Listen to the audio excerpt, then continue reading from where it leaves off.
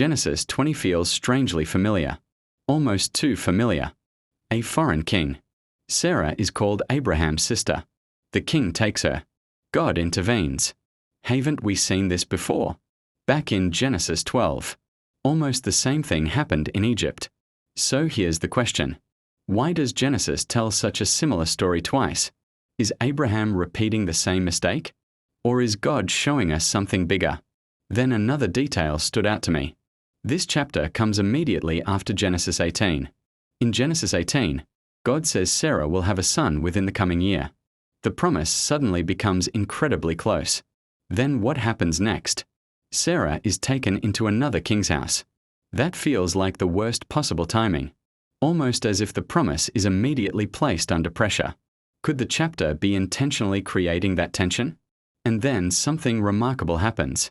Before Abraham says anything, before Sarah cries out, before Abimelech even knows what's happening, God steps in. In verses 3 to 6, God speaks directly to Abimelech in a dream. Why? Why intervene so quickly? Could it be that God isn't only protecting Sarah? Could he be protecting the promise? Then comes something I had never really noticed. In verse 7, God calls Abraham a prophet. Wait, a prophet? This is the first time that word appears in the Bible. But Abraham hasn't delivered public prophecies. He hasn't written anything. He hasn't stood before nations. So why introduce that title here?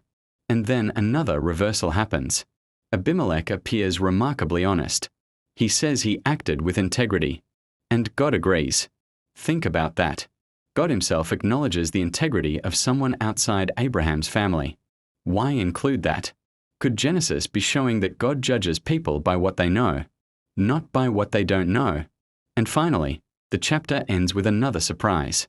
The one who created the problem is the one asked to pray. Abraham prays.